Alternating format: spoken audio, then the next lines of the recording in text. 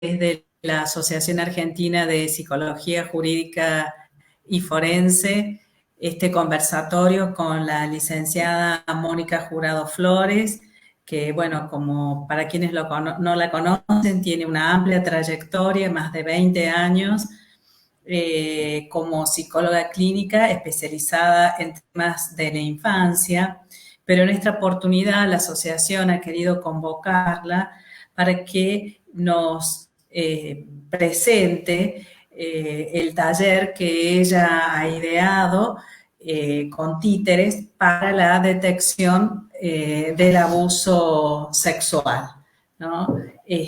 A nosotros en su momento nos interesó mucho su trabajo y en San Luis tuvimos la oportunidad de aplicarlo. No pudimos aplicarlo mucho tiempo por cuestiones de ministerio de educación, pero la verdad le agradecemos mucho a Mónica la generosidad en compartir con nosotros su experiencia y orientarnos para la aplicación de esta técnica tan importante, innovadora, porque, ya lo va a decir Mónica, nos permitió realizar un diagnóstico grupal precoz con algunos niños que estaban en situación de vulnerabilidad y muy probablemente sufriendo situaciones de abuso.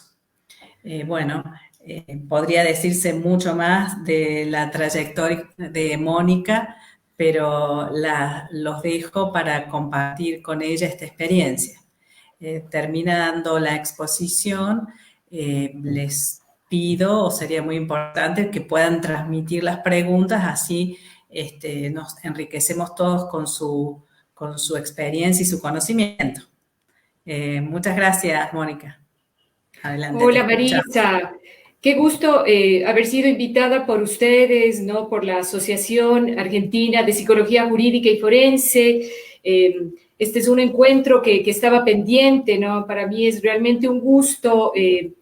Para mí fue muy de mucha satisfacción, de mucha felicidad cuando tú y tu equipo se comunicaron para comentarme que estaban utilizando la metodología para trabajar para la detección del abuso sexual a través de títeres. Entonces, bueno, ahora voy a hacer una breve introducción, algo de la parte teórica y comentarles algo también de cómo funciona esta metodología.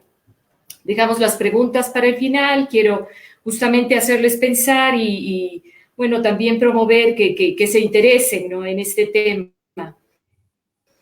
A ver, entonces, lo primero, pues vengo investigando la temática de abuso sexual desde hace unos 20 años, ¿no? Esto permitió que piense cuál era la manera más adecuada de poder acercarme a las necesidades infantiles, ¿no?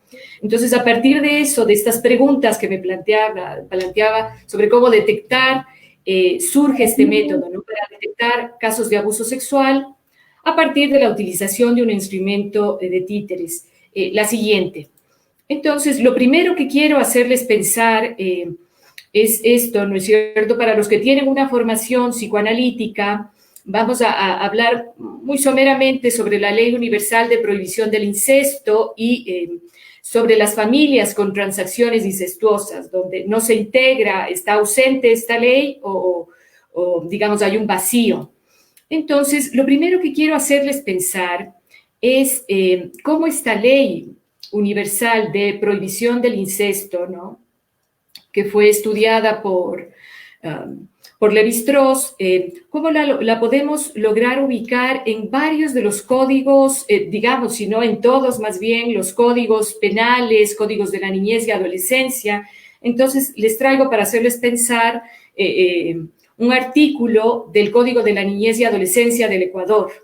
Entonces, fíjense, ¿no? Que en este título cuarto, cuando se habla del concepto de abuso sexual, ¿no? Donde está subrayado, constituye abuso sexual todo contacto físico, sugerencia de naturaleza sexual a los que se somete a un niño, niña, adolescente. Entonces, vemos un primer concepto respecto de de un grupo etario, ¿no es cierto? Un grupo etario que requiere el ser protegido de un acercamiento sexual nocivo para su nivel de desarrollo. La siguiente. Pues pedí a Marisa también uno de los artículos de los varios que tiene su código penal. Entonces, en el título tercero, capítulo segundo, en el artículo 119 de los delitos contra la integridad sexual, también vemos incorporado, donde está subrayado, ¿no? en la lámina que ustedes están viendo, ¿no es cierto? Fíjense que yo señalo, el que abusara sexualmente de una persona cuando ésta fuera menor de 13 años, ¿no es cierto?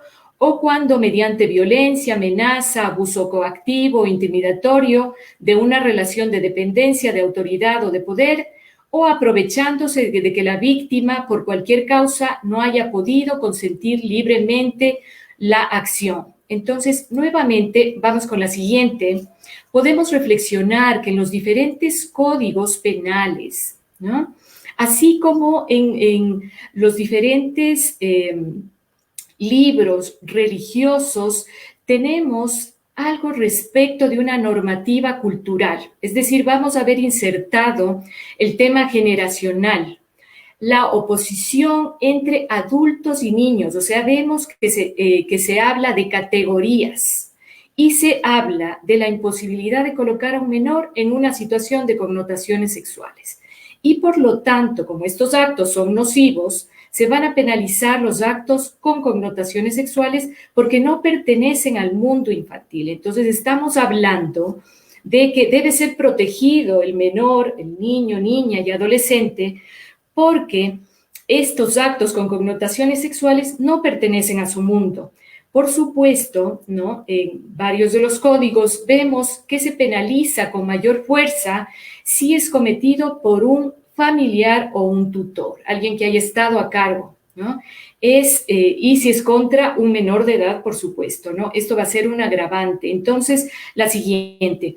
En estas primeras láminas que les estoy presentando, quiero hacerles pensar, porque seguramente pues muchos ya lo han pensado, cómo están implícitas estas categorías. Entonces vamos a entender de dónde vienen estas categorías. Para poder entender todo esto, tenemos que sumergirnos en el incesto. Entonces aquí tenemos pues una foto de Woody Allen, si es que estamos en esa lámina, sobre el incesto, donde pues lo que se conoció en los medios públicos es que cometió incesto, pero de una hija no biológica, pero sí de crianza, ¿no es cierto? Con lo que había una alianza. Entonces, vamos a ver someramente que el incesto, la siguiente, por favor.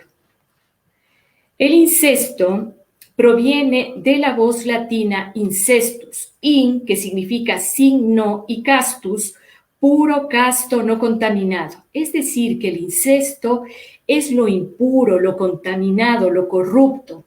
Por lo tanto, es la práctica de relaciones sexuales entre individuos relacionados entre sí, bien sea mediante alianza o bien sea mediante consanguinidad. Es importante entender que esta ley no existe en el mundo animal. El incesto solo va a tener valor en lo humano, es decir, en un mundo que está organizado por la palabra. Entonces, esta palabra incesto, ¿no es cierto?, nos da cuenta de que tiene una significación, ¿no? Entonces, la sociedad está expresando, la cultura, una ley que prohíbe los contactos sexuales entre próximos y familiares. La siguiente. Bueno, entonces, este discurso social se va a transmitir a través de las generaciones y la función va a ser la de suscitar un verdadero sentimiento de horror y de desagrado. ¿Qué es lo que sentimos la mayoría que estamos atravesados por esta ley? ¿No es cierto? Algo repulsivo, algo horroroso, cuando escuchamos que se ha cometido un abuso sexual incestuoso, una violación incestuosa. Pero ¿qué va a procurar que tengamos todos, que estemos atravesados por este sentimiento de horror, ¿no?, y de desagrado? La función es la de prohibir algunas uniones físicamente posibles entre hombres y mujeres, es decir, ¿no?, que este sentimiento va a procurar que uno diga esto es prohibido, que nos ubiquemos respecto de las categorías, de los grupos etarios, de lo familiar, de lo que no puede ser mezclado, de lo que no puede ser, ¿no es cierto?, corrupto, ¿no? Porque todos estos encuentros sexuales de tipo familiar tropiezan con este impedimento social creado por la cultura. Entonces, lo que va a caracterizar que estemos atravesados por la ley de prohibición del incesto en general es que estemos atravesados por este sentimiento de desagrado y de horror, ¿no? Es la conciencia, es tener consciente que estamos transgrediendo algo. La siguiente, por favor. Entonces, vamos ahora de lleno a la ley de prohibición del incesto. Vamos con la siguiente. A ver, estamos entonces en la lámina de Lévi-Strauss. Entonces, a ver, ¿de dónde proviene este estudio que hace Lévi-Strauss, este antropólogo? Sí, perdón, ¿escuché algo? Ok, continúo. Escuché algo.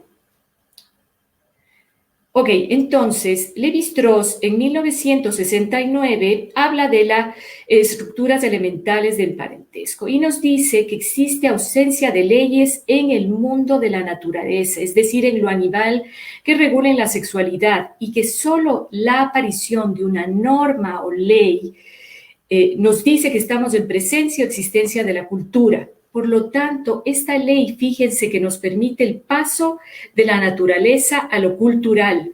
Mediante esta ley, ¿no?, se organiza la familia y la sociedad. Mediante este tabú de prohibición del incesto, se va a obligar a los individuos a casarse con miembros de otros grupos, porque la sexualidad está fuera del grupo sexual de origen. A ver, escucho unas voces. No, no es nada. Ah, ok, ya estamos en la próxima. Entonces, vamos a ver, ¿no?, en la lámina en la que estamos los elementos que se dan en esta ley de prohibición del incesto. Entonces, la ley de prohibición del incesto contiene estos 4 elementos. Entonces, fíjense, ¿no?, en la lámina donde están la ley de prohibición del incesto. A ver, permíteme corroborar. Sí, estamos en esa lámina. Entonces, fíjense que aquí tenemos estos elementos, ¿no? Como vemos, en la naturaleza hay ausencia de reglas que pongan un orden respecto de la sexualidad.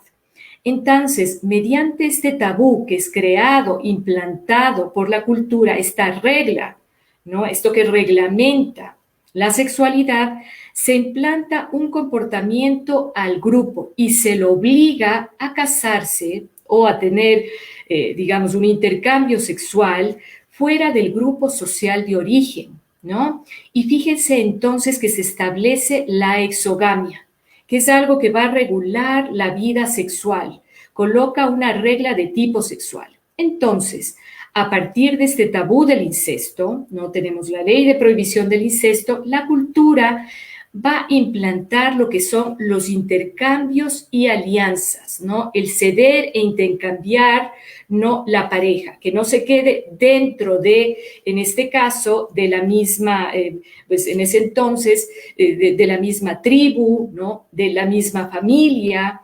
Entonces, el paso de la naturaleza a la cultura va a estar siempre mediatizado por el tabú del incesto, porque obliga a crear lazos fuera del grupo social de origen, ¿no? Vamos con la siguiente, por favor. Ok, entonces, como vemos, la cultura va a incorporar un orden, que son los sistemas de parentesco, y va a señalar un lugar específico para cada miembro de la familia, es decir, incorpora una función y un rol. Eso es lo que hace este sistema de parentesco, porque es como que recortara el campo de la estructura y da una función simbólica, que es lo que va a permitir que un sujeto se estructure de forma subjetiva y social, es decir, a través de esta ley. Los sujetos, todos nosotros, aprendemos cómo movernos en la familia y, por lo tanto, en la sociedad. Es decir, que implica ser hijo, hermano, padre, madre, abuelo. La siguiente, por favor.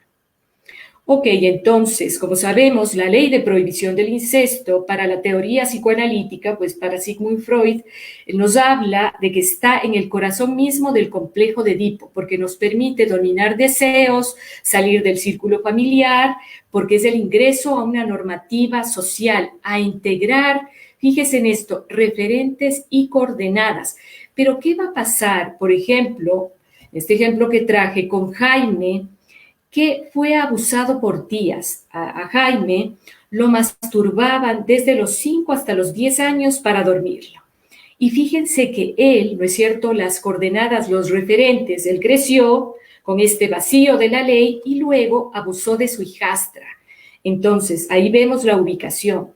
Esta ley que fue verbalizada y ubicada por los padres a través de actos, palabras, no impide los intercambios sexuales. Y esta ley, por supuesto, impide el acceso a ciertos placeres, implica que renunciemos. Es decir, cuando no hay realmente una estructuración edípica, ¿no?, donde esté insertada la ley, vamos a tener consecuencias patológicas, como el incesto en una familia. Por ejemplo, esta otra familia, donde yo recibo a un niño de 4 años que fue abusado por su hermano de 12. Y fíjense también cómo se estructuró la sexualidad, bueno, tal vez lo cabría decir más bien con el vacío de esta ley, cómo la madre de estos niños permitía que su hijo pequeño, el de 4, juegue con sus pezones y utilice sus pezones para algo que ya no era el momento, ¿no es cierto? Porque el jugueteo con los pezones está ubicada, pues, el momento ¿no es cierto?, del desarrollo libidinal oral, donde es importante el conocimiento del niño a través de la leche materna y todo lo que conocemos. Entonces, implica renunciar, pero en todos estos ejemplos y en todos los casos que seguramente ustedes han visto, vamos a ver que se repite esto. No hay una estructuración edípica. Vamos con la siguiente. Vamos ahora con las familias con transacciones incestuosas, ¿ya? Pasemos la foto. Entonces, ¿qué vamos a ver en este tipo de familias? Vamos a ver que está ausente o no está clara la ley de prohibición del incesto que organiza la sociedad. Vamos a ver que ahí no tenemos una estructuración edípica. Por lo tanto, vemos una destrucción del Edipo como estructura simbólica y fundante, ¿no? Entonces, vamos a observar si no existe una ley de prohibición del incesto, que es una familia endogámica, porque todo es hacia adentro, no es hacia afuera, como lo dije hace un momento, ¿no? Son familias que se van a replegar sobre sí mismas, que van a impedir el intercambio. Entonces, si están fuera, ¿no es cierto?, si presentan esta ausencia de la ley, ¿cómo serán estas familias? ¿Cómo serán sus intercambios? ¿No? ¿Cómo serán las normas, las leyes? ¿Existen, no existen? Pues vamos a ver que en este tipo de familias no tenemos rituales de mesa, rituales para ir al baño, algo que esté incorporado. Estaba pensando en la película, hay una película, caramba, entre que me va y viene, que se llama, me parece que es Pretty, donde vemos que no existen rituales que brinden límites y que contengan, ¿no es cierto?, que ubiquen, que le digan a uno hasta dónde puede moverse, donde los espacios del hogar y roles familiares, los gestos, no van a tener una norma, pauta o regla que organice, justamente como efecto de, ¿no es cierto?, el vacío de la ley de prohibición. No vamos a tener un hogar con lugares específicos, con objetivos específicos y privados. Entonces, la habitación puede convertirse en el baño, no es privada, no está normado con quién se duerme, con quién se baña, los besos. Vamos con la siguiente. Entonces, es una familia sin normas, sin una normativa, sin categorías. No se va a delimitar lo erótico solo como parte de la relación de pareja, va a estar presente en cualquier relación. Entonces, ejemplos de esto sería comer desnudos, una niña pequeña, esto me comentaba una mamá, mami, ¿me puedes oler la vagina? Fíjense que es algo que se comparte, no es algo que se ubica como algo tuyo, ¿no? ¿No es cierto? No hay la idea de alteridad, de que esto te pertenece aquí, a ti y esto es mío. ¿No? Una madre me llegó a decir esto, yo quería tanto a mi hija que la besaba en la vagina. Entonces vemos a niños, niñas que juegan con los genitales de sus padres o progenitores o miembros de la familia que también juegan con las partes privadas de los niños, ¿no es cierto? No se delimita lo erótico de la relación de pareja, está todo mezclado, ¿no? Enseñar fotos pornográficas a niños, y por lo tanto vamos a ver que tanto el padre como la madre no van a establecer reglas ni rituales, ni van a instaurar diferencias entre esposa e hija. Entonces vemos casos, en este caso de una niña, donde los padres tenían sexo estando ella presente, ¿no es cierto? No la ubicaban a ella como fuera de ese espacio, ¿no? Como una persona diferente, como lo que yo hablaba al inicio, como un grupo etario, como una diferencia, sino que está mezclada como que todo fuera lo mismo, ¿no? Entonces, yo qué sé, de otro caso, un padre de familia que ponía un nombre muy curioso al genital de la niña, pero no son estos nombres que como parte de la cultura ¿no? Se pueden ubicar, sino que era un nombre de pareja, que tenía una connotación, ¿no es cierto?, ya de lo erótico de pareja, ¿no? Entonces, bueno, este padre le ponía cremas, le manipulaba con frecuencia. Entonces, pues esto, ¿no? No existe un otro en tanto separado, no existe la alteridad. Vamos con la siguiente.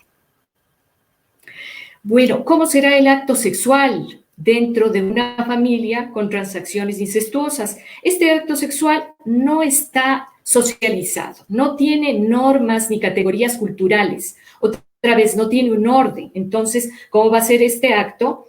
¿No? Digamos, ya que no tiene categorías culturales, de privado, de exclusivo, para la pareja, vedado para los menores de edad o familiares, que es trascendente. Entonces, nuevamente este acto va a ser representado por la familia con transacciones incestuosas como un acto banal, intrascendente, como cualquier cosa, como ir a comer, como cualquier cosa. Y esto que es importante, ¿no? Que en este tipo de familias el límite entre lo erótico, entre el erotismo de la pareja, entre lo que es de pareja y la afectividad no está claro. Entonces el afecto va a ser confundido con el sexo, es decir, con la actividad sexual. Es decir, vamos a ver afectos que no están codificados. ¿Qué quiere decir esto? La ternura, el contacto físico, la excitación, el erotismo son la misma cosa. Es decir, ¿por qué no está codificado? No, no es cierto, no tiene un orden. Por ejemplo, un padre cuya niña le besa en la mejilla podría él confundir como una invitación al sexo. Es decir, esto no ha sido construido, no han sido delimitadas fronteras gestuales claras. Esto, el beso en la boca, es para la pareja, el beso en la mejilla implica esto. Es decir, en la dinámica con transacciones incestuosas no existe una diferencia entre lo uno y en la otra. Entonces, esto que yo les había comentado entre las situaciones un poco más impresionantes, más complejas para los que estamos atravesados por la ley, madre tranquiliza a hijo con el sexo oral. Entonces, fíjense, esta madre, pues al hacer esto, confunde lo que es la ternura con un acto sexual. Entonces, bueno, esto de masturbar a un niño para dormir, lo que hace un momento les dije. Pasamos con la siguiente, por favor. Bueno, ahora es importante para poder entender, además de lo que acabo de comentar, es importante entender la sintomatología del abuso sexual. Me voy a referir por ahora a la primera infancia y además a los aspectos, por supuesto, emocionales, porque es enorme la cantidad de indicadores que existen específicos de abuso sexual. Entonces, vamos con estos indicadores, después de ver uno de los títeres. Entonces, es mucho lo que se puede hablar sobre abuso sexual, ¿no? Sobre el tema de la memoria, cómo se incorpora, pero yo me voy a referir exclusivamente a esto, pues lo otro, para quienes estén interesados, podrán hacerlo en el curso que yo voy a dictar. Entonces, es importante entender esto. ¿Cuál va a ser el efecto psíquico del abuso sexual en los niños? Entonces vamos a ver que en los niños y niñas que han sido vulnerados, que han sido violentados sexualmente, va a ocurrir algo a nivel psíquico que es una evocación o remembranza de la situación traumática. Es decir, van a hacer una transferencia en el presente de una escena vivida en el ayer y van a siempre tener la permanente sensación de repetición de una escena de abuso. ¿No es cierto? Entonces, esto, por supuesto, vía este mecanismo que es la disociación. Entonces, no van a poder juntar lo que es del pasado y lo del presente y van a sentir que están reviviendo todo el tiempo esta sensación. Entonces, esto, como sabemos, vía la compulsión a la repetición. Entonces, ¿qué va a ocurrir? Aquí hay varios conceptos de algunos autores que yo he tomado. Vamos a ver que el abusador inocula, contagia en el niño o en la niña su propia cartografía libidinal, es decir, su propio mapa libidinal, pulsional, su recorrido es lo que va a inocular en el niño y su propia pulsión de muerte. Esto es lo que contagia el abusador, ¿no? Este es un término de un psicoanalista que es además argentino, ¿no? Tesone, en una charla, pues en un escrito que él tiene. Entonces me parecía interesante para poder explicar esto, ¿no? Entonces, vía la pulsión de muerte, inocula esto y esta cartografía libidinal se incorpora en el niño, el mismo que va a hacer padecer a otros niños, ¿no? De esto, ya que este niño se ha quedado algo así como pasmado o suspendido en la compulsión a la repetición, orientada por la pulsión de muerte. Aquí es muy importante, pues sobre todo quería mostrar esto, porque este es uno de los indicadores del taller. Esto es lo que vamos a ver en el taller de títeres, en la metodología. ¿No es cierto? Vamos a ver cómo el niño se ha ubicado, cómo su subjetividad, vamos a ver cómo él se ha ubicado frente a el abuso, cómo él se ha ubicado frente a esto, ¿no? Cómo ha incorporado esta situación. Entonces, lo que vamos a ver en esto que acabo de explicar es que el niño va a ingresar más allá del principio del placer. Entonces, esto implica que el niño va a repetir el displacer. Es decir, lo que vamos a ver en esta repetición con los niños, ¿no? Digamos, hacer padecer al otro lo que él padeció, vamos a ver el trauma puro, eso que no ha podido ser ligado. Entonces tenemos otro autor también argentino, ¿no? Tomei, que nos habla que queda como atrapado en una relación vincular genitalizada, que no le corresponde, porque existe una invasión, ¿no? Tanto corporal como psíquica, ¿no es cierto?, de parte del abusador hacia el niño. Entonces, este abusador se va también a apropiar, fíjense, de la percepción y va a distorsionar lo que ese niño va a pensar sobre esta situación, mucho más si es que es pequeño.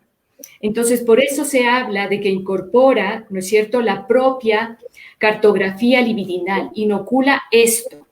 Entonces, vemos que el niño va a repetir y repetir este tipo de situaciones para encontrarle un sentido, para poder ligarlo, para poder entenderlo. Entonces, lo que vamos a ver, porque esto es fundamental entenderlo, es que el niño reproduce la violencia que él vivió consigo mismo. O sea, no es que repite con los pares la violencia, no, como se lo puede entender, solo así, sino que lo que va a repetir es la violencia que él vivió, que él sufrió, ¿no es cierto? Es decir, vamos a ver esa adaptación que él tuvo que hacer para sobrevivir. Esto es lo que vamos a ver en el taller, porque el taller cuenta una historia donde se va a ver a los niños, ¿no es cierto?, ubicarse, es decir, responder a lo que esa historia les comenta, ¿no es cierto?, su posición subjetiva. Entonces, vamos a ver, ¿no es cierto?, en toda esta situación que al hacer esto es hacer activo aquello que él vivió de forma pasiva para controlarlo. Pasemos a la siguiente. A ver, entonces, en todo esto es fundamental recordar que en la primera infancia lo que predomina es el autoerotismo, es decir, la sexualidad está centrada en sí mismo, en conocer quién soy yo, la diferencia sexual, es decir, los juegos sexuales que vemos de los niños que ingresan a los baños, que se miran, que se comparan, que se ríen, están en el descubrimiento corporal, en comparar su cuerpo, debido a la estructuración subjetiva en la que están. Entonces, los niños y niñas, ¿no? Esto es fundamental, que buscan el cuerpo del otro para obtener placer sexual genital. Recuerdan que les dije que queda atrapado en la anterior lámina, un niño queda atrapado en un vínculo genitalizado. Entonces, ahí vemos cómo está atrapado este niño, porque vemos la repetición de una escena en la que él fue puesto. Va a reproducir, como les dije, insisto en esto, la violencia que él vivenció. Este es un indicador concluyente, lo que se habla pues a nivel mundial como un indicador concluyente, ¿no? Y lo vamos a ver durante el taller de títeres. Vamos con la siguiente. Entonces, nuevamente, hay indicadores sexuales específicos de abuso sexual. Como vemos, el conocimiento sexual es un indicador concluyente. Los niños pequeños, sobre todo menores de 6 años, no conocen los detalles íntimos de la sexualidad sin haber tenido una experiencia directa, porque su mapa libidinal, su cartografía libidinal, no corresponde a ese momento de estructuración subjetiva, ¿no?, libidinal. Entonces, es altamente específico que un niño revele el abuso sexual. Entonces, esto lo pueden decir muchos niños al ver la televisión y lo vamos a ver en el taller. Entonces, por ejemplo, en una ocasión, al yo plantear el cuento contado con los títeres, uno de los niños, cuando Juanito, voy a mostrarles a Juanito desde ahora, ¿no? Entonces, aquí está mi títere Juanito. Juanito pregunta al público infantil, dice, Juanito pregunta, niños, si es que es un grupo, ¿no es cierto? Porque ya vamos a hablar que también puede ser trabajado a nivel individual esta metodología. Entonces, pregunta al grupo, pregunta al niño. Mi tío me tocó el pene, dice que es jugando. Y les pregunta, ¿es jugando? ¿Eso es un juego, tocar el pene? Y hubo un niño muy pequeñito que se acercó, tenía 4 años en ese entonces, y le dijo a Juanito, mi papío, mi abuelo, me toca el pene y es jugando. Déjale que te toque. No te preocupes, Juanito. Eso es jugando. Fíjense que aquí vemos cómo ahí está, cómo inocula el abusador su propia cartografía libidinal, ¿no es cierto? O nuevamente este otro concepto, este atrapamiento del niño en ese vínculo genitalizado. Vemos en esa respuesta. Ok, y así algunos ejemplos, ¿no? Vamos con la siguiente. Entonces, estos indicadores sexuales específicos tienen que ver con la interacción sexual con otras personas. Si la sexualidad es autoerótica y los niños buscan sentir placer genital a través del cuerpo del otro, pues es un indicador clarísimo, ¿no es cierto? Entonces, vamos a ver niños que agreden sexualmente a otros, ¿no? Seguramente, pues aquí se identificó con el abusador. Vamos a ver niños que utilizan la coerción psicológica, utilizan las malas palabras, las amenazas, nuevamente están poniendo en juego lo que ellos vivieron, ¿no? Lo que ellos vivenciaron. Entonces, vemos que la actividad sexual genital con sus pares indica la posibilidad de que el niño experimentó placer en la actividad abusiva. Nuevamente, cómo quedó atrapado el niño en una situación que no le compete, ¿no es cierto? Un vínculo genitalizado. Vamos con la siguiente. Ok, entonces, bueno, hay un sinnúmero de indicadores, acercamientos sexuales, tratar de tocar o oler los genitales, que son estos acercamientos peculiares que no corresponden a la infancia, ¿no? Y bueno, nuevamente va a implicar que el niño espera y acepta la actividad sexual como forma de relacionarse con los adultos. Nuevamente, aquí vemos cómo quedó atrapado en el vínculo genitalizado, cómo él se ubicó frente a lo que el otro, ¿no es cierto?, hizo, porque el otro se apropió de alguna manera, pues estamos hablando de que el abusador se apropia, ¿no? Y le deja al niño más bien desapropiado de su propio desarrollo sexual, de lo que debió ser el ir armando su propio desarrollo de zonas erógenas, e inocula lo que es genital, lo que implica la sexualidad genital adulta. Vamos con la siguiente. Entonces, bueno, la masturbación también es importante mencionarla, ¿no? Entonces, pues como sabemos, la masturbación es indicativa de posible abuso sexual cuando un niño se masturba hasta el punto de lesión, hace movimientos copulatorios con sus caderas o genitales mientras se masturba. Y acá es importante nuevamente mencionarles que este indicador también aparece. Entonces, había una niña pequeñita de 4 años cuando yo estaba haciendo la validación de mi técnica con grupos de niños pequeños. Esta niña, cuando yo contaba la historia, una de las niñas tomaba su delantal y se movía de esta manera, con un movimiento rítmico que recordaba algo masturbatorio, ¿no es cierto? Y se movía de esta manera, se movió durante casi todo el taller.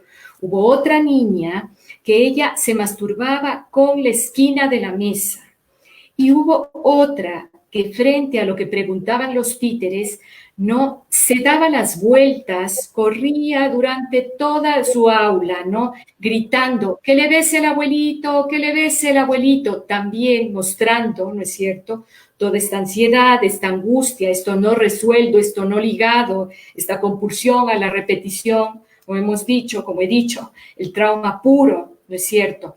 Entonces, esto es lo que vamos a ver durante el taller, que al observar escenas que le recuerdan el acto sexual de abuso, es decir, evoca la situación del pasado, entonces el recuerdo la hace ubicarse como si estuviera viviendo en el presente algo del pasado. Y esto le va a provocar placer y ansiedad. Por supuesto, este es otro indicador del taller. Vamos con la siguiente, pues ahí tenemos una foto de Juanito y vamos a ver respecto de la metodología con títeres, ¿qué se puede decir?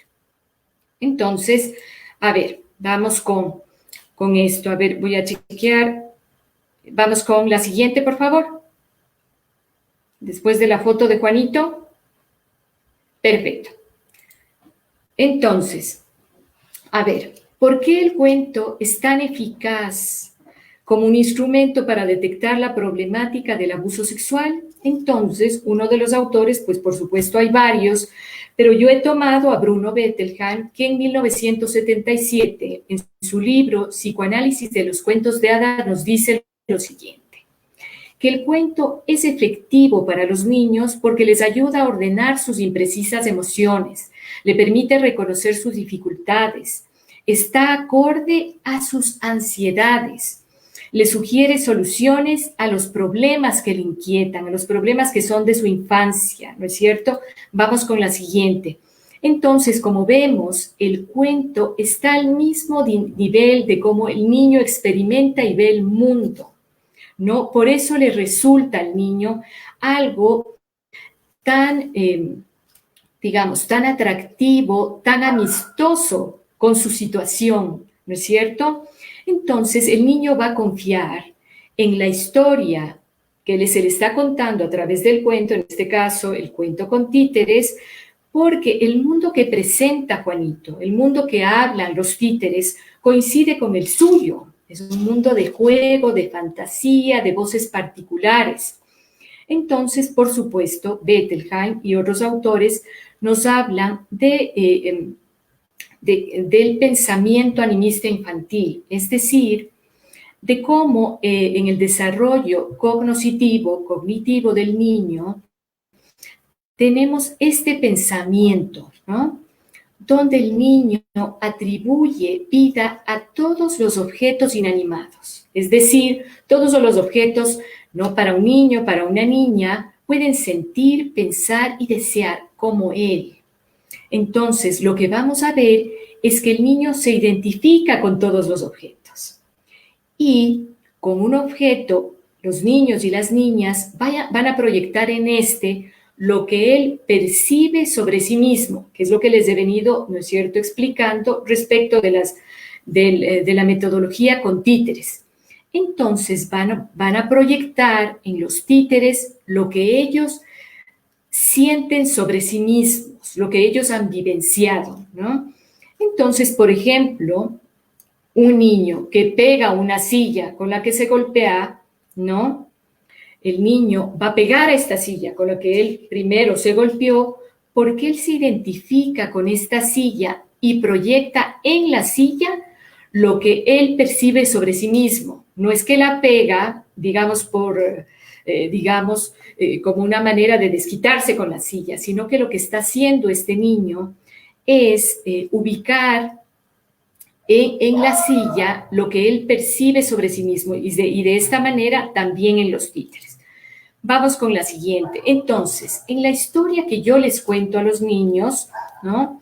Que se llama Ayudemos a Juan a encontrar la solución, vamos a ver por qué resulta efectivo este cuento como instrumento para detectar la problemática de abuso sexual, ¿no? Por lo siguiente, ¿por qué resulta efectivo? ¿Qué es lo que va a permitir este cuento a través de los títeres? Primero, porque recuerdan que he hablado desde el inicio, porque va a brindar una organización dentro de la incoherencia y caos del abuso sexual, es decir, ubica categorías, lugares, situaciones, grupos etarios, diferencia entre lo que es infantil y lo que es de adultos, ¿no? Lo genital, ¿no? Entonces, va a permitir también identificación, porque la historia propone al niño abusado, a la niña abusada, una historia que se asemeja a la suya, que le va a recordar su propia situación, ¿no? El niño, fíjense que a través de esta historia va a reconocer su problemática, va a poder registrarla, va a entender lo que le ocurre, va a tener las palabras, la va a poder ligar.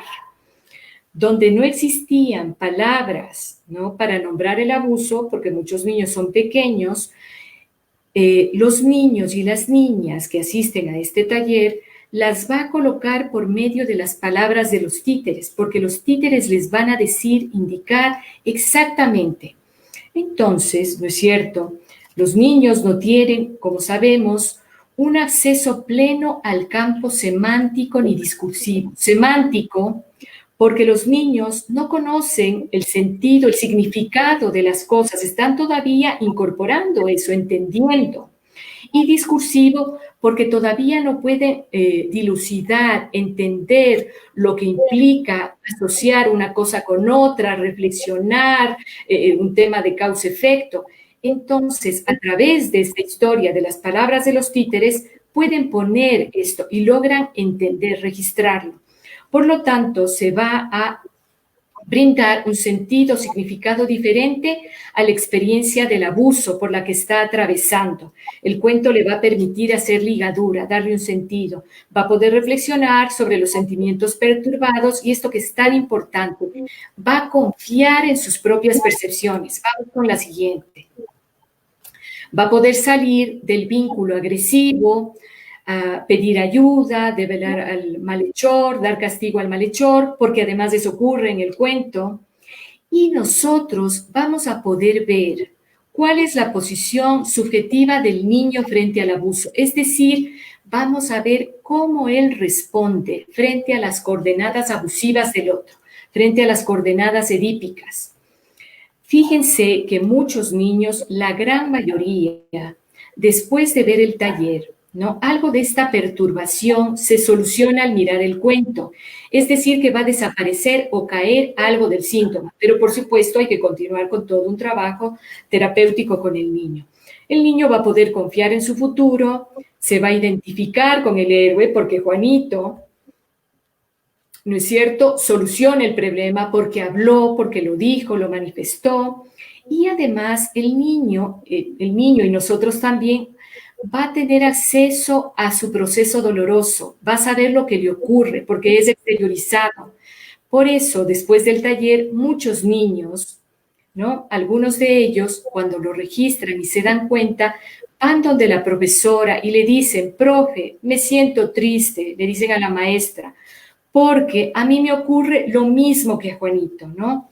Entonces ya es comprensible para el niño. Vamos con la siguiente, va a poder reflexionar. Entonces, bueno, esto ya metiéndonos, introduciéndonos un poco más en la metodología con títeres, ahí les presento a todos los títeres del cuento. Entonces tenemos varios personajes, ¿no?, que cumplen diferentes funciones, y luego tenemos, pues yo lo he estructurado a este cuento, no contado por los títeres, en 4 actos, cada uno tiene un objetivo específico, y lo que es importante entender es que cada uno de estos momentos de este cuento, ¿no?, que es un drama con títeres en 4 actos, va a poseer momentos claves en su argumento. Entonces yo le llamo momentos claves porque van a generar que uno puede estar atento de cómo responde, tanto motrizmente como a partir digamos, de sus verbalizaciones, de la identificación. Entonces vamos a ver, ¿no?, que en este cuento están presentes el trauma, el desconcierto, el secreto, la vergüenza, la culpa. Entonces, ahí vamos a ver la posición subjetiva del niño, es decir, las reacciones, las respuestas, por ejemplo, con el diálogo con los títeres, van a ser tomadas como proyecciones e identificaciones que presentan los niños durante el taller de títeres. Todos estos tienen que ser tomados como indicadores de abuso, ¿no?, de posible abuso. Ok, vamos con la siguiente. Entonces, estos son los momentos claves. Siempre la primera escena es motivadora. Les voy a presentar. Entonces, tenemos a un títere. Tenemos a estos 2 títeres que son Elefantín y Tigretón, que se buscan, que se encuentran, que juegan. Entonces, la primera parte del taller tiene que ver con esto, con motivar a los niños, hacerles sentir justo esto, que están en un cuento, que es una historia contada. En la segunda escena, que yo la llamo de la escuela a la casa del tío, ya vemos que se inicia el abuso y vamos a ver cómo Juanito, ¿no es cierto?, pregunta al público cómo actuar. Entonces, les va a preguntar cómo actuar. ¿Qué hago? Mi tío me dice eso. Luego pregunta cómo debe actuar, si le debe contar o no a su mamá.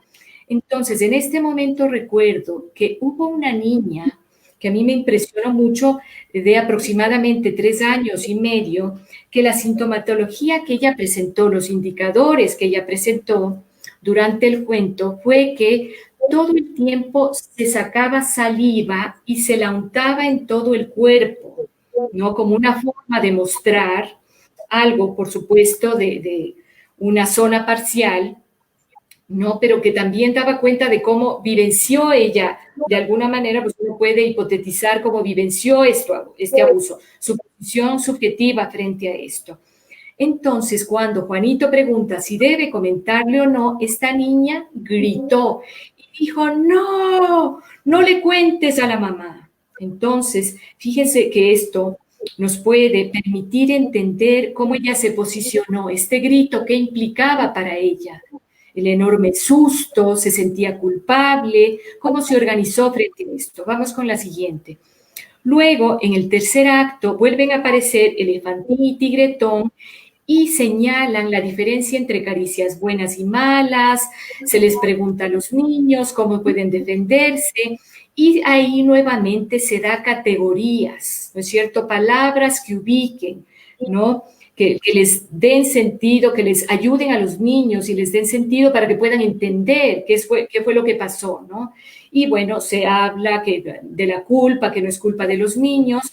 Y finalmente, en el último acto, yo puedo romper el secreto, yo la llamo de esta manera, pues a través de algunas cosas que yo hago en este juego, ¿no? Que presento, porque juego con los niños a través del cuento, ¿no? Como Juan se esconde del tío y pide a los niños o al niño que está ahí, al niño, a la niña que yo estoy evaluando, no decir su escondite. Y nuevamente vamos a ver la posición subjetiva que tiene ese niño, cómo vivenció ese abuso, cómo se ubicó frente a esto. Entonces, recuerdo, digamos, hay algunos niños que a pesar de haber mostrado otro tipo de indicadores, saben que deben protegerle a Juanito. Entonces dice, sale el tío y pregunta, ¿dónde está Juanito? ¿No? Y el niño no le dice, pero hay otros que le dicen, ahí está. ¿No es cierto? Que constituyen nuevamente indicadores de posible abuso. Entonces, bueno, ahí vemos diferentes momentos, escenas, ¿no? Tío intenta convencer al público y a Juanito de que el abuso es un juego, tío pide guardar el secreto, y luego también hago que aparezca una gorra de policía hacia el final, porque me parece interesante también ubicar algo de lo cultural, de la ley, algo de lo que, ¿no es cierto?, desde los niños más pequeños conocen respecto, ¿no?, de la ley, de cómo hay que ubicarla. ¿No es cierto? Entonces esto se transmite a través de este policía que aparece, que es el mismo tigretón. Vamos con la siguiente. Entonces, un poquito, vamos a ver el taller con títeres, su organización práctica y recopilación de la información. Entonces ahí tenemos a la mamá de Juanito. Vamos con la siguiente. Vamos con la siguiente, por favor. Ahora, esa es la mamá de Juanito. Vamos con la próxima, por favor. Ok. Entonces, ¿cómo inicia el proceso?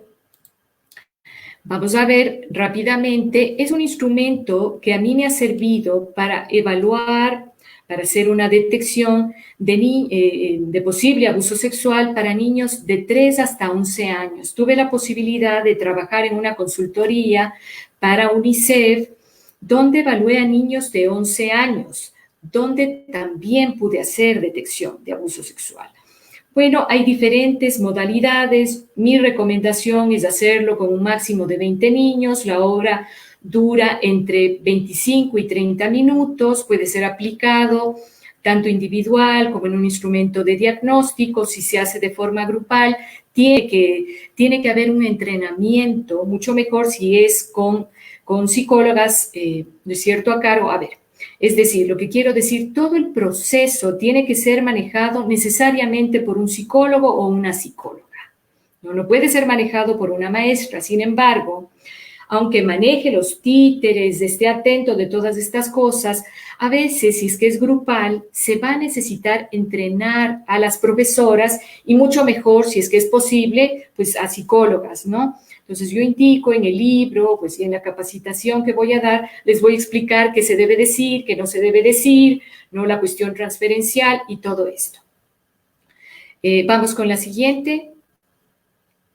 Entonces, bueno, en esta metodología yo utilizo 2 fichas, ¿no? De registro de la primera, vamos con la siguiente, estamos en la ficha, exacto. Estamos en la ficha de registro de información de reacciones al taller con títeres. Entonces, esta ficha es para poder recopilar y ordenar todos los datos que van saliendo. Entonces, yo lo que hago es colocar, ¿no es cierto?, las agrupo, ¿no? Para poder recopilar de una manera más efectiva, no estar confundido.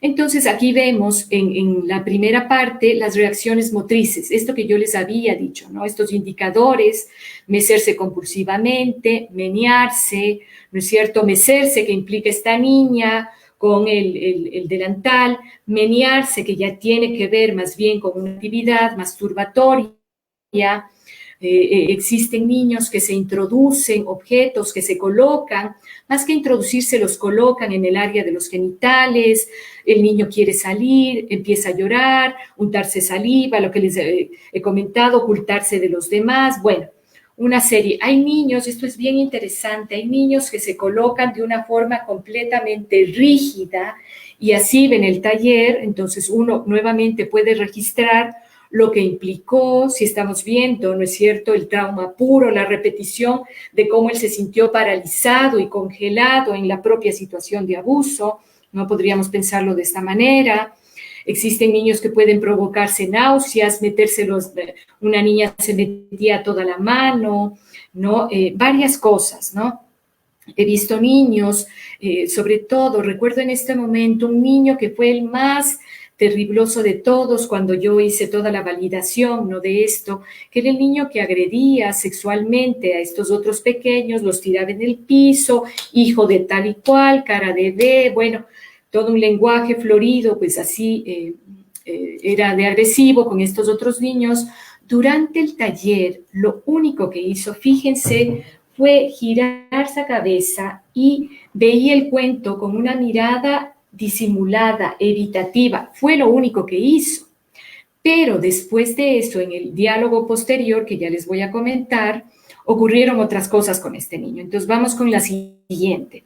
Entonces, tenemos reacciones emocionales, angustia desbordada, negarse con gritos, a ver el taller. Hay niños que se ponen en una posición, se colocan en una posición de enmudecimiento y turbación, como cerrando la boca, ¿no? Seguramente ahí, claro, vemos la repetición de esta situación, ¿no? Cómo él lo vivenció, enmudece, porque eso es lo que se le pidió, ¿no? Vemos todas estas cosas. Vamos con la siguiente, tenemos reacciones verbales, y luego tenemos, ahora están en las reacciones de identificación con uno de los personajes, identificación con el agresor, entonces defiende al agresor, es cómplice, lo ayuda para que le encuentre a Juanito, esto que les decía, lo felicita, le apoya para que huya y no le atrape el policía, justifica su actuación abusiva, hay muchos niños que hacen esto, y también identificación con la víctima de abuso, con el títere, convence al títere de colaborar con el títere tío abusador, le pide que acceda a las propuestas de abuso, rechaza el pedido de ayuda, bueno, toda esta serie de cosas. Vamos con la siguiente. Y bueno, al final yo siempre dejo un espacio. Vamos con la próxima. La siguiente, por favor. Eso, entonces al final dejo este espacio porque con muchos niños ha ocurrido en que lo dicen. A veces no comentan muchos de ellos en el momento de la situación, sino que lo dicen al finalizar el taller, ya cuando yo no estoy ahí. Hay unos que lo dicen después de una semana. Entonces, vamos con la siguiente. Entonces, si se ha hecho grupalmente, bueno, tanto si se ha hecho grupalmente como individualmente, aunque haya aparecido únicamente un indicador, como en este niño que yo les dije que miraba de manera como furtiva, como que no quería involucrarse, pues había este único indicador con este niño. Entonces, así sea un solo indicador, hay que llevarles a cada uno de estos niños ya individualmente, ¿no?, hacer una entrevista de detección de un posible, que así la llamo, un poco largo el título, una entrevista de detección de un posible caso de abuso sexual después del taller. Entonces, pues, para los psicólogos, peritos y forenses, pues saben que hay previo un entrenamiento, se le explica lo que es verdad, mentira y todo lo que se hace. Y luego se empieza a llenar, vamos con la siguiente, a llenar la siguiente ficha, ¿no?, esta segunda ficha. Entonces, ahí vamos a ubicar algunas cosas, qué te pareció el taller, qué fue lo que más te gustó. Vamos a ubicar con quién se identificó, es decir, las hipótesis, ¿no?, las situaciones que vimos durante el taller, ¿no?, vamos a ratificar con esta segunda ficha. No vamos a ver la identificación, yo hago preguntas también que tienen que ver con una dinámica incestuosa, ¿no es cierto?, qué pasa con el baño, qué ocurre con ciertas cosas. Además, hago preguntas relacionadas con el secreto, la amenaza, con la no culpabilidad para tranquilizar a los niños. También, más adelante, vamos con la siguiente, ¿no es cierto?, sobre todo las últimas preguntas son para determinar el grado, el nivel de gravedad que tiene este abuso y las acciones que se deben tomar, ¿no? Algunas tienen que ser inmediatas, porque a veces puede estar en juego la vida del menor, ¿no es cierto? Digamos, puede haber un intento de asesinarlo, de callarlo. Entonces, al final establezco todo este tipo de cosas, ¿no? Y bueno, lo que siempre recomiendo, a pesar de que sí lo he probado, digamos, he validado esta metodología, pero siempre ya a nivel de la consulta, es importante utilizar otro tipo de métodos gráficos, además para presentar todo el diagnóstico, ¿no? Vamos con la siguiente. Ok, bueno, pienso que aquí podríamos dejarlo y si es que están interesados en hablar sobre las rutas de violencia, retomar estas dos últimas fichas sobre que viene la estadística y las rutas con las que trabajamos aquí en Ecuador, ¿no? Por lo pronto, pues he ido un poco rápido, también un poquito fuera de tiempo, de lo que me doy cuenta, del tiempo que teníamos para poder dar paso, por lo menos a algunas preguntas o a dialogar con Marisa.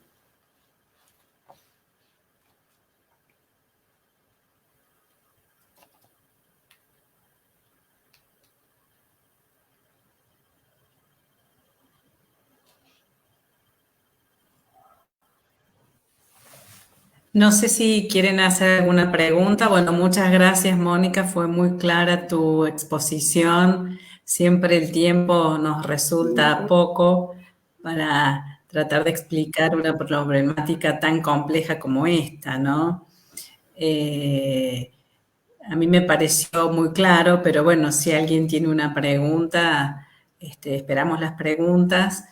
A nosotros en San Luis nos resultó con el equipo de Cámara Gesell muy lindo la experiencia, así que bueno, siempre le agradecí al licenciado Gabriel Letaif que nos haya podido acercar este libro y que la pudiéramos aplicar y tuvimos la posibilidad de detectar algunos casos de abuso que después, bueno, fueron derivados a psicólogos. Mi pregunta, porque en tu libro vos lo decís, que ustedes cuentan con un equipo de profesionales, de psicólogos en cada colegio. En la Argentina esto no ocurre, pero bueno, me parecía que por ahí a ustedes les facilitaba, o particularmente a vos, la aplicación de esta técnica, el hecho de poder contar en la escuela donde ibas a presentar esta técnica y aplicarla, hablar después de aplicar la técnica con los profesionales. Así es, Marisa. Claro, existen ciertas ventajas en mi país y que hay una ley de educación donde se estipula que por cada 250 o 300 estudiantes tiene que haber un psicólogo. Entonces, esta ley se cumple sobre todo en las instituciones de tipo, digamos, regular en la ciudad. Lastimosamente, en la ruralidad, ¿no es cierto?, en poblaciones más alejadas, no, ahí sí cambia un poco, pero dentro de las ciudades, de la mayoría de ciudades, cantones, pues tenemos organizado de esta manera. Entonces uno cuenta con un equipo que sostiene el trabajo. Pero claro, digamos, yo no trabajo en la función judicial, ¿no? Directamente, a pesar de que sí soy perito acreditada por el Consejo de la Judicatura, sino que mi práctica más bien es de tipo privada. Entonces estaba pensando que cuando uno trabaja de forma privada, claro, se encuentra con ciertas cosas complejas porque no te apoya una institución, ¿no es cierto? No, que uno tiene que hacer todo un trabajo primero, ¿no es cierto?, de reubicar la ley y permitir que estos padres, madres, pues los familiares que se hayan acercado o quien haya rescatado al niño o niña de esta situación, ¿no es cierto?, puedan ubicar el tema de la denuncia.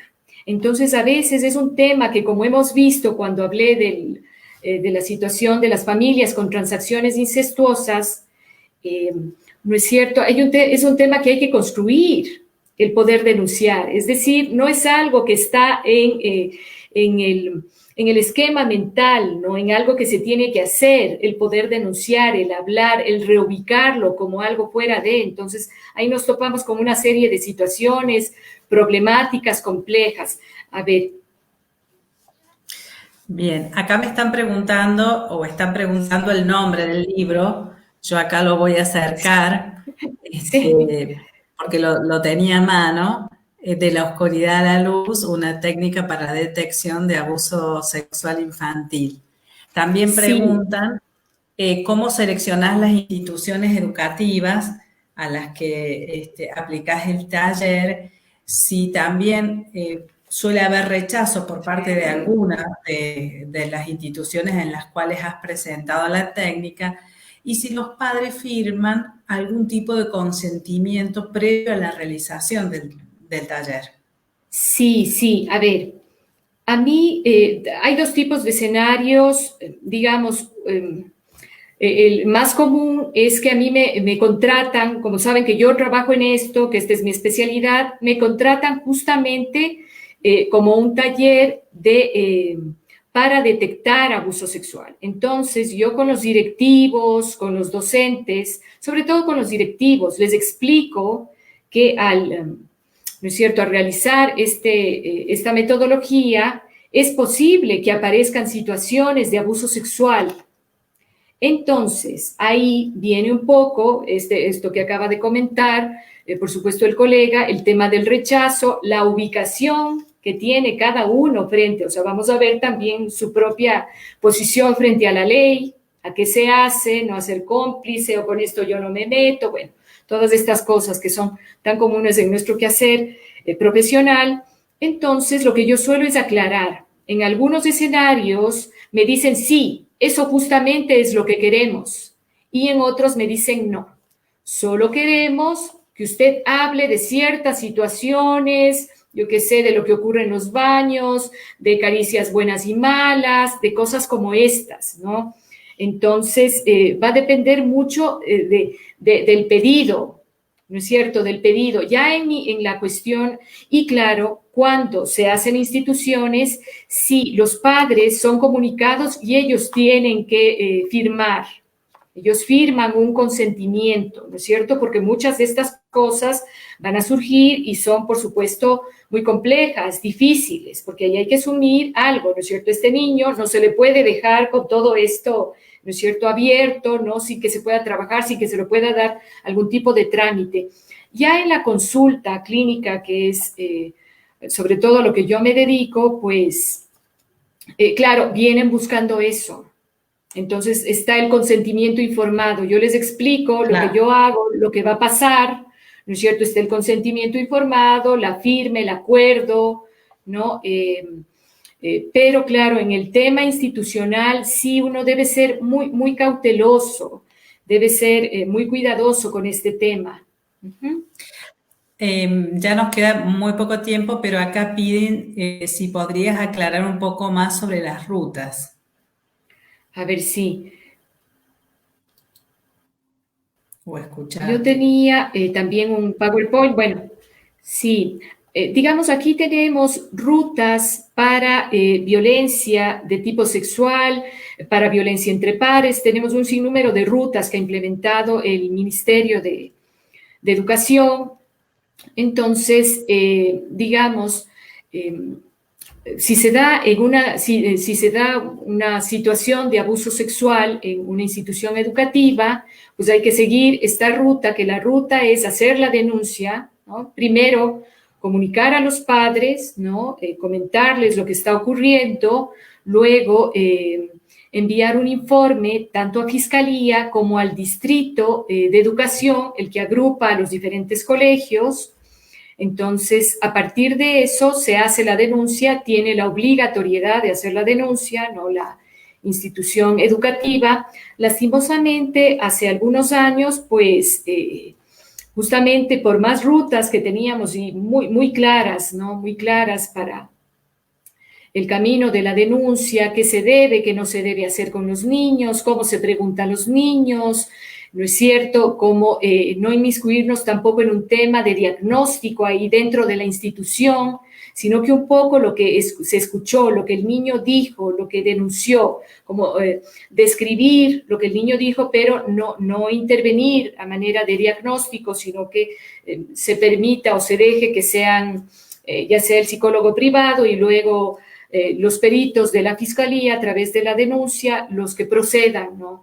Con todo esto. Entonces, esto es lo que se suele hacer a nivel de colegios. Y a nivel de la consulta privada o de los profesionales que por nuestra situación laboral tenemos acceso, médicos, digamos, psicólogos, entonces, claro, estamos obligados a denunciar. Entonces, un poco en las rutas está que se debe denunciar máximo a las 48 horas, ¿no? Sí, creo que un poco la pregunta, disculpa, me surgió porque nosotros le solemos decir protocolo, es decir, cuál es el protocolo a seguir. No tenemos tan internalizada la palabra ruta, ¿no? Creo que hace referencia a lo que nosotros llamamos al Sí, protocolo que se utiliza. exactamente, ese es el protocolo. Instituciones son las que van a intervenir, a quién hay que dirigirse, etcétera, ¿no? Sí, exactamente. Entonces, ¿cómo lo hacemos? ¿A quién hay que dirigirse la denuncia? Siempre tiene que ser puesta en manos de la Fiscalía. Aquí además tenemos una policía especializada en niñez y adolescencia que se llama DINAPEN, que también se puede hacer la denuncia a la DINAPEN, pero luego la DINAPEN va a direccionar a la Fiscalía. Entonces, generalmente yo lo que hago es direccionarles directamente a la Fiscalía para evitar lo que solemos hablar de revictimización, de caer en esta repetición absurda, ¿no? Dolorosa para los niños, de vivenciar una y otra vez la situación. Otra manera de denunciar, ¿no es cierto? Otro de los protocolos es poner en manos de las juntas cantonales de protección de derechos de niños, niñas y adolescentes, que son entidades de tipo civil, que en este caso están adscritas, son parte de las alcaldías. Entonces, son de tipo civil y además de que restituyen derechos, ¿no es cierto? Entonces, en muchas ocasiones, en algunos casos, cuando yo he tenido que realizar denuncias, las he hecho a nivel de la Junta. Entonces, yo pido a la Junta que actúen de manera, de parte de ellos, se me va la palabra ahorita, que actúen ellos para hacer la denuncia, es decir, pongo en su conocimiento la situación de abuso y ellos con su equipo de abogados, de psicólogos, colocan la denuncia, es decir, no soy yo la que tengo que hacerme cargo de la denuncia, sino de poner en conocimiento de la Junta. Entonces la Junta, además de hacer la denuncia, restituye derechos, garantizan que se recupere, ¿no? Que se dé una atención y se recuperen los daños sufridos, ¿no es cierto? Que se repare, que haya un tema de reparación por una persona que ha sufrido algún efecto, ¿no? De violación de algún tipo de derecho en el tema de abuso sexual. Entonces, tenemos esto, diferentes instituciones. Entonces, a través de estas tres instituciones se puede hacer la denuncia. Sin embargo, por la que siempre se va a encaminar, ¿no es cierto?, la que rige es la Fiscalía, porque también la Junta Cantonal de Derechos, pues, va a dar el caso a Fiscalía. Uh-huh. Bueno, te agradecemos muchísimo desde la Asociación Argentina de Psicología Jurídica y Forense. La verdad fue muy clara la exposición y quería invitar a todos los que nos están escuchando que en octubre vas a realizar un curso un poco más extensivo y con la posibilidad de que se hagan mayores intercambios. Para quienes estén interesados, deben escribir a info@apjyf.com y nosotros, bueno, vamos a posibilitar a través de la asociación que puedas capacitarnos en esto, que insisto, para nosotros fue en Salves una experiencia muy linda y me parece que fue, o nos resultó efectiva para la detección. De hecho, en algunos casos continuamos con las entrevistas a los docentes, con la devolución. También nos resultó muy interesante lo que los docentes nos fueron devolviendo. La verdad es una técnica muy linda y me parece importante que se pueda aplicar y también remarcar, como vos decís, que son los psicólogos quienes deben aplicarla, porque somos quienes, cuando un niño en ese momento, de manera espontánea, narra a su modo una situación de abuso, me parece que los que estamos preparados para responder a esto y a su vez contener al grupo, no solo al nene que expresa esta situación de abuso, son los psicólogos. Entonces, bueno, es muy importante que puedas capacitar a la gente que les interesa el aplicar esta técnica, ¿no? Sí, sí, hay un último comentario que me parece importantísimo. Sí, esto se debería implementar como materia obligatoria. Así es. Yo acá en mi país pues capacito a psicólogos, ¿no? Justamente en esto, psicólogos de colegios. Me faltó un poco hablar de las estadísticas. Tal vez un último dato así dicho muy rápidamente. En Ecuador, se registran diariamente un promedio de 42 denuncias por violación, abuso y acoso sexual a mujeres y a menores, a niños, niñas y adolescentes, ¿no es cierto? Fíjense que Fiscalía recibió en 8 meses, ¿no? Hasta agosto del 2019, 9.158 denuncias por violencia y abuso sexual, lo cual, digamos, representa, de los estudios que se ha hecho, representa el 25% de la totalidad de abusos que en realidad existen. Es decir, en 8 meses pensaríamos que son 36.000. Realmente abrumador, ¿no? Abrumador. Y para seguir pensando lo que se juega también a nivel cultural, que ocurre con nuestras sociedades. Ok, esto que me faltaba también decirlo. Bueno, la verdad, todo nos sucede y lo importante es que me parece que has despertado el deseo de continuar escuchándote. Así que muchas gracias, realmente un placer haberte escuchado, Mónica. Y esperamos No, para mí. En octubre con tu presencia nuevamente.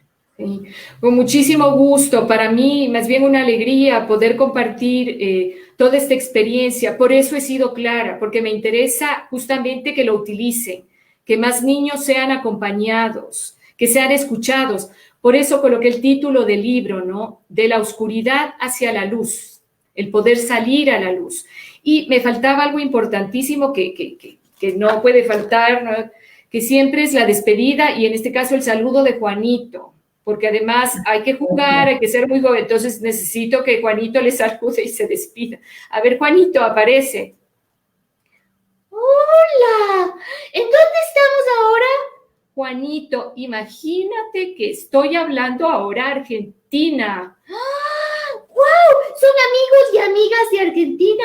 Sí, Juanito. Y yo espero que todos estos amigos y amigas, psicólogos, psicólogas, se inscriban en el curso para que te puedan conocer, para que te vean actuar, porque además, claro, lo he dicho, pero no saben la historia en sí, qué es lo que digo, qué es lo que hago. Entonces yo ahí pienso actuar, porque además yo utilizo un juego muy lúdico. Yo hago voces como me escucharon, yo juego, interactúo, utilizo a veces algo que veo en el ambiente. Cuando capacito a los psicólogos también les hago reír, interactuar, que jueguen con los títeres.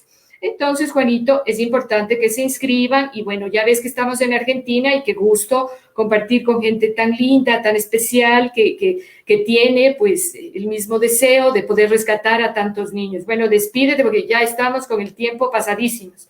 Bueno, gracias Asociación Argentina de Psicología Jurídica y Forense. Gracias Marisa, qué gusto conocerte por fin. Chao. Chao, saludos desde Ecuador. Chao, un abrazo, chao. La próxima te presentamos nuestro Juanito. Ok, ya, sí. A su Juanito, y también quiero escuchar la canción que me dijiste. Me quedé muy entusiasmada con eso. Muy lindo, muy especial, como se han apropiado de la técnica allá en San Luis. Qué lindo. Bueno. Muchas gracias. Buenas noches. Bueno, buenas noches, Vanessa. Hasta luego. Saludos. Chao. Hasta luego. Chao.